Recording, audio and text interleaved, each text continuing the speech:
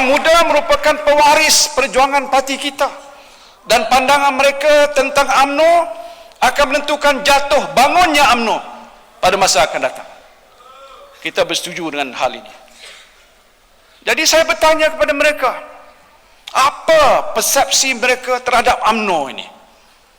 Apa aspirasi mereka? Apa harapan mereka? Apa kebimbangan mereka? Ataupun apa perkara penting yang hendak disampaikan oleh mereka kepada UMNO? Saya minta supaya mereka bercakap dengan jujur, cakap dengan ikhlas dan terbuka pada saya. Saya ingin tahu apa perlu UMNO lakukan supaya anak-anak muda yang ada di luar sana, bukan saja UMNO, gairah untuk berada bersama-sama dengan kita dalam satu saf perjuangan parti yang kita namakan UMNO dan Barisan Nasional. Jadi izinkan saya berkongsi pandangan. Saya harap saudara tak tidur. Nak berkongsi pengalaman saya, saudara-saudara, pada malam ini. Pertama, mereka kata UMNO sedang mengalami trust deficit. Trust deficit ataupun defisit kepercayaan.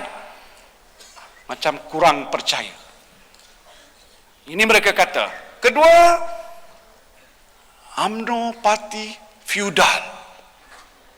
Lah. Ketiga, dalam UMNO ada budaya play safe dan budaya pak turun. Ini dia kata, bukan saya kata. Betul? Betul lah.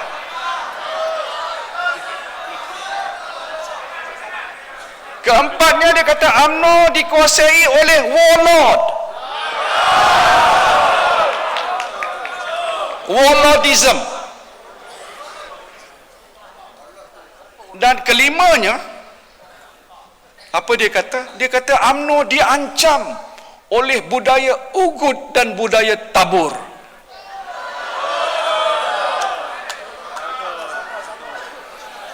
Ini mereka kata, saudara.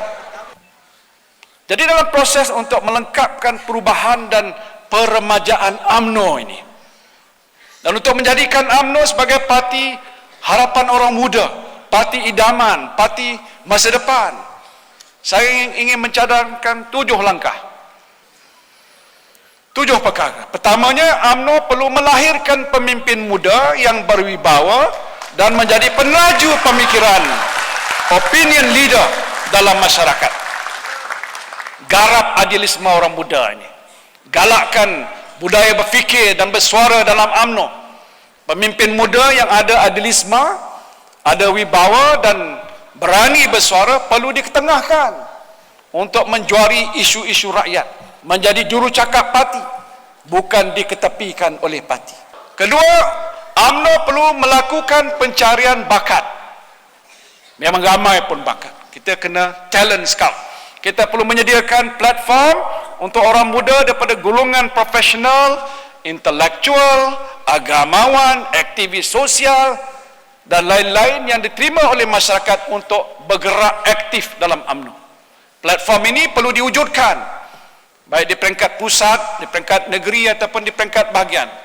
Contohnya, mereka yang berbakat boleh dilantik ke unit-unit ataupun ke bahagian-bahagian tertentu dalam parti dan diberikan peranan untuk menyumbang kepada parti. Kita juga perlu mengetegahkan mereka yang berbakat dan berkaliber untuk menjadi calon dalam pilihan raya.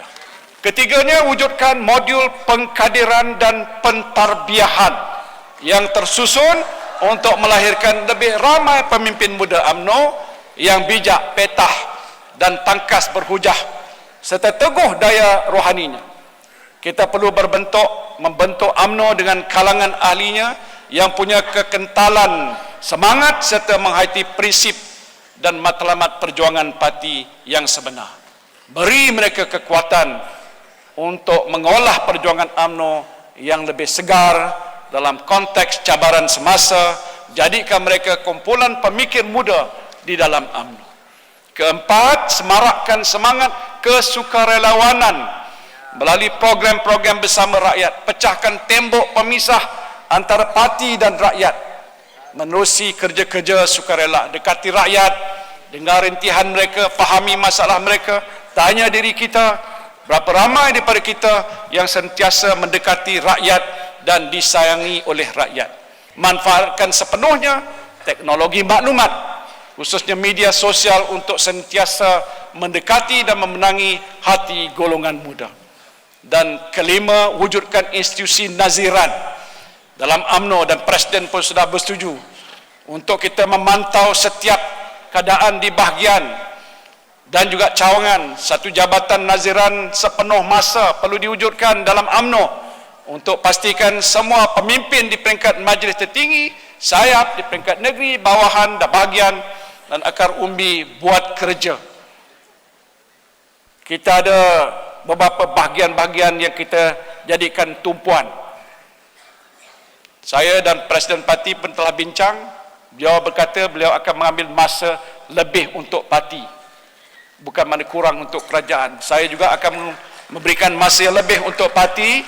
Daripada laporan naziran yang akan dibuat secara independen dikemukakan pada saya dan juga Presiden Parti, mana bahagian yang tak buat kerja kita tahu, mana bahagian yang bermasalah kita tahu. Tetapi bukan kita nak mengambil tindakan dengan sembrono. Kita akan turun, bincang, engage dan tanya bagaimanakah masalah itu nak kita selesaikan segera sebelum kita menghadapi pilihan raya. Kalau tidak dibuat begitu, maka sasaran kita untuk mendapat sejumlah kawasan parlimen yang boleh kita menangi akan menjadi tanda tanya. Jadi itu yang telah pun saya sebutkan tadi. Bahagian ini bertanggungjawab untuk melaporkan pada jawatan kuasa pengurusan UMNO dan Majlis Tertinggi mengenai keberkesanan program-program yang dilaksanakan oleh parti. Keenamnya ialah gerakan revolusi mental yang baru dalam UMNO dan bangsa Melayu seperti yang pernah digarapkan oleh Allahyarham Datuk Senu Abdul Rahman dahulu. Mungkin kita boleh menamakan revolusi mental 2.0. Cernakan idea, pemikiran dan kaedah baru untuk menangani cabaran perubahan zaman dalam bidang ekonomi, politik, agama, hubungan kaum, teknologi dan lain-lain lagi. Seperti mana yang pernah diungkapkan oleh Allahyarham Tun Abdul Razak dalam pendahuluan buku Revolusi Mental, antara sebab kemunduran bangsa Melayu dikatakan oleh beliau ialah pemikiran yang terkebelakang yang disebabkan oleh kekurangan ilmu dan cara hidup yang lama. Dan justru UMNO perlu berani menerajui perubahan pemikiran, budaya dan sikap bangsa Melayu untuk menempa kemajuan di masa akan datang. Dan pada masa yang sama, hadapi dengan bijaksana kemunculan pelbagai tantangan yang cuba untuk menggoyahkan prinsip perjuangan UMNO untuk bangsa Melayu sebagai bangsa teras di Malaysia ini. Yang penting kita jadikan prinsip perjuangan UMNO relevan sepanjang masa. Ketujuhnya ialah bangkitkan gerakan kesedaran nilai undi pilihan raya dalam kalangan masyarakat Melayu. Gerakan pendaftaran pengundi yang baru mesti dibuat dengan lebih bersungguh-sungguh. Jangan buat sambil lewat, jangan buat sekadar melepaskan batuk di tangga, kata orang. Jangan sampai kegagalan kita untuk menambah bilangan pengundi Melayu menyebabkan kaum Melayu yang merupakan kaum majoriti menjadi golongan minoriti dalam pilihan raya.